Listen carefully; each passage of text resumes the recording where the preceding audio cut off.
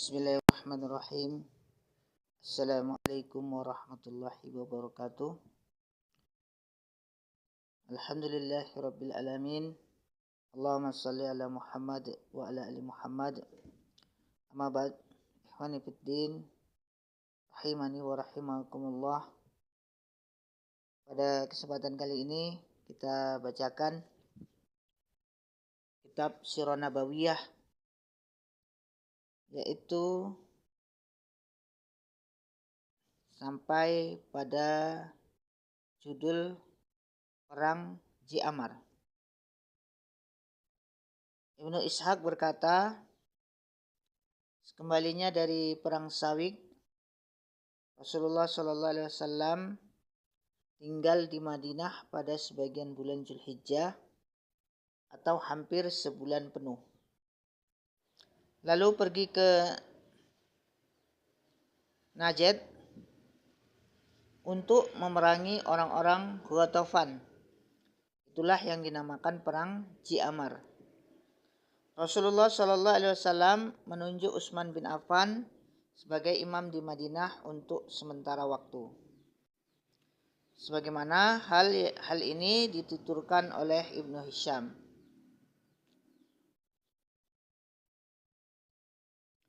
Ibnu Ishaq berkata, Rasulullah SAW tinggal selama sebulan atau mendekati sebulan di Najd. Lalu pulang kembali ke Madinah karena tidak ada perlawanan. Beliau menghabiskan sisa bulan Rabiul Awal atau sedikit dari bulan Rabiul Awal di Madinah. Selanjutnya, perang Al-Furu di Bahran. Lalu Rasulullah SAW pergi untuk memerangi orang-orang Quraisy. Rasulullah SAW mengangkat Ibnu Ummu Maktum sebagai imam pengganti sementara di Madinah. Ibnu Ishaq berkata, Rasulullah SAW melanjutkan perjalanan hingga sampai ke Bahran.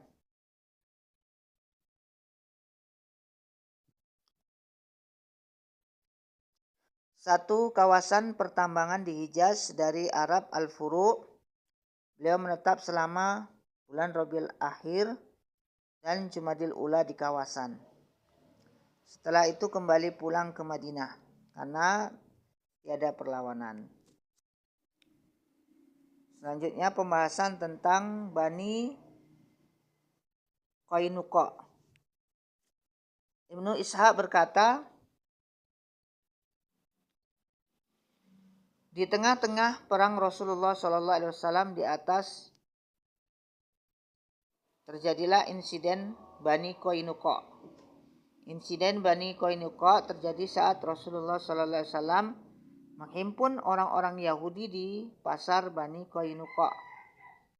Lalu bersabda kepada mereka, wahai orang-orang Yahudi, takutlah kepada Allah yang bisa menurunkan hukuman seperti yang diturunkan kepada orang-orang Quraisy, dan masuklah kalian ke dalam Islam. Sebab kalian telah mengetahui bahwa aku adalah seorang nabi yang diutus. Inilah perjanjian Allah kepada kalian. Dan telah kalian temukan di dalam kitab kalian, orang-orang Yahudi berkata, wahai Muhammad, apa kau pikir kami ini sama dengan kaummu? Janganlah sekali-kali engkau tertipu. Karena engkau kini sedang berhadapan dengan kaum yang tidak paham tentang perang. Sehingga dengan sangat gampang engkau bisa mengalahkan mereka. Demi Allah, jika kami memerangimu, pasti kau sadar bahwa kami adalah manusia yang sebenarnya.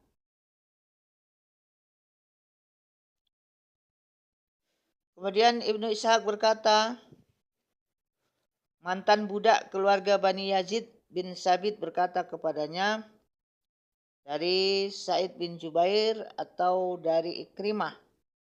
Dari Ibnu Abbas ia berkata, Setelah itu Allah menurunkan ayat tentang orang-orang Yahudi tersebut. A'udzubillahi minasyaitonirrajim. Qul lilladzina kaffaru satu'labuna wa tuhsaruna ila jahannam wa bi'sal mihad.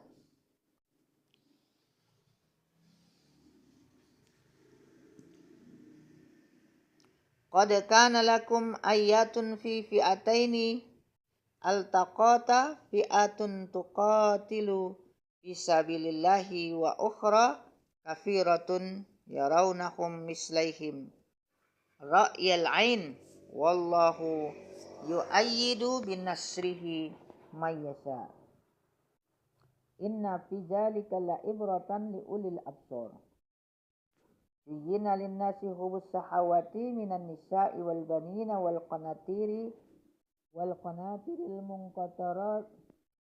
muqantarati minaz zahabi wal fiddati wal khailil musawwamati wal an'ami wal harth. Dzalika mata'ul hayatid dunya wallahu indahu husnul ma'ab. Katakanlah kepada orang-orang kafir, kamu pasti akan dikalahkan di dunia ini dan akan digiring ke dalam neraka Jahannam. Dan itulah tempat yang seburuk-buruknya. Sesungguhnya telah ada tanda bagi kamu pada dua golongan yang telah bertemu, yaitu bertempur. Segolongan berperang di jalan Allah dan segolongan yang lain kafir yang dengan mata kepala melihat seakan-akan orang-orang muslim dua kali jumlah mereka. Allah menguatkan dengan bantuannya siapa yang dikehendakinya. Sesungguhnya pada yang demikian itu terdapat pelajaran bagi orang-orang yang mempunyai mata hati. Dijadikan indah pada pandangan manusia kecintaan pada apa-apa yang diingini, yaitu wanita-wanita, anak-anak, harta yang banyak dari jenis emas, perak, kuda pilihan, binatang-binatang ternak, dan sawah ladang. Itulah kesenangan hidup di dunia, dan di sisi Allah lah tempat kembali yang baik, yaitu surga.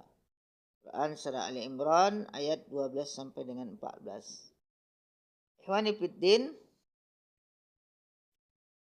Ibnu Ishaq berkata, Asim bin Umar bin Qatadah berkata kepadaku bahwa Bani Qainuqa adalah kabilah Yahudi pertama yang mengingkari perjanjiannya dengan Rasulullah SAW dan berperang melawan beliau antara perang Badar dan perang Uhud.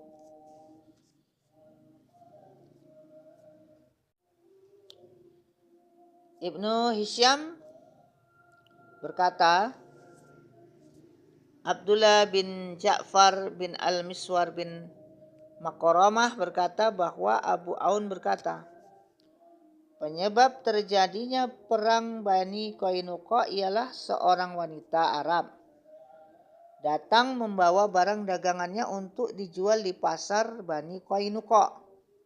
Kemudian duduk bersebelahan dengan seorang tukang emas dan perak.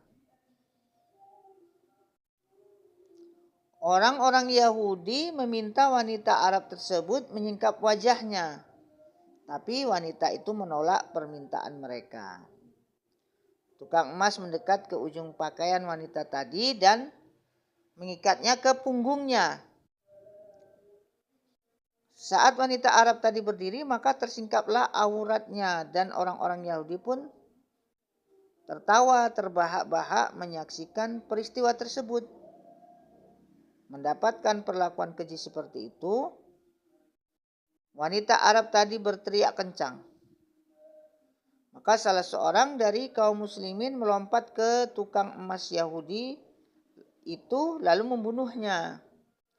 Yahudi-Yahudi lainnya tidak tinggal diam. Mereka menarik lelaki muslim tadi dan membunuhnya juga.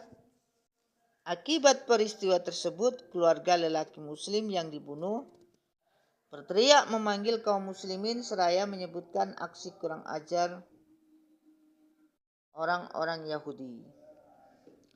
Kaum muslimin pun geram sehingga meledaklah perang antar kaum muslimin dengan orang-orang Yahudi.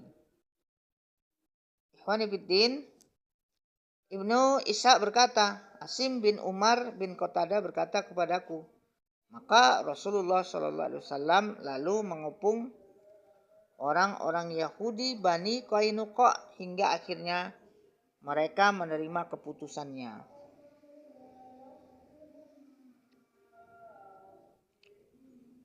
Abdullah bin Ubay bin Salul saat itu Allah menjadikan orang-orang Yahudi di bawah kepemimpinannya. Menemui Rasulullah SAW dan berkata, wahai Muhammad, berbuat baiklah kepada para klienku. Mereka adalah sekutu Khazraj. Rasulullah SAW diam, tidak memberi jawaban. Hingga Abdullah bin Ubay bin Salul berkata untuk kedua kalinya, hai Muhammad, berbuat baiklah kepada para klienku. Rasulullah SAW memalingkan muka dari Abdullah bin Ubay bin Salul. Kemudian Abdullah bin Salul memasukkan tangannya ke saku baju besi Rasulullah SAW. Ikhwan fiddin, Ibnu Hisham berkata, baju besi Rasulullah SAW bernama Jatu al-Fudul. Ibnu Ishaq berkata, lalu Rasulullah SAW berkata kepada Abdullah bin Ubay bin Salul, celakalah engkau, biarkanlah aku pergi. Rasulullah SAW marah hingga wajah beliau berubah merah padam karena ucapan dan perbuatan Abdullah bin Ubay bin Salul. Rasulullah SAW bersabda lagi, celakalah engkau, biarkanlah aku pergi. Abdullah bin Ubay bin Salul berkata, tidak, demi Allah, aku tidak akan membiarkanmu pergi hingga engkau berbuat baik kepada para klienku, yaitu 400 tentara tanpa baju besi dan 300 tentara berbaju besi yang telah melindungiku dari orang-orang berkulit merah dan orang-orang berkulit hitam. Namun, engkau membunuh mereka hanya sekejap saja. Demi Allah, sungguh aku orang yang paling takut tertimpa malapetaka. Rasulullah SAW bersabda, mereka menjadi milikmu.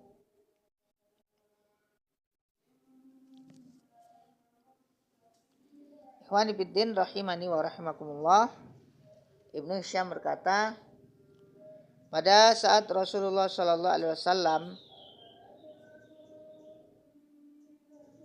memerangi orang-orang Yahudi Bani Qainuqa, beliau mengangkat Bashir bin Abdul Munzir sebagai imam sementara di Madinah. Beliau mengepung Bani Qainuqa selama 15 malam. Ibnu Ishaq berkata, Abu Ishaq bin Yasar berkata kepadaku dari Ubadah bin Al-Walid,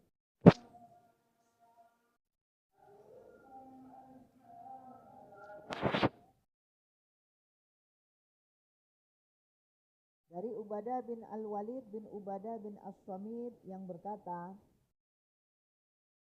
saat Bani Qainuqa memerangi Rasulullah SAW, mereka menyerahkan urusannya kepada Abdullah bin Ubay bin Salul karena dia adalah pemimpin mereka.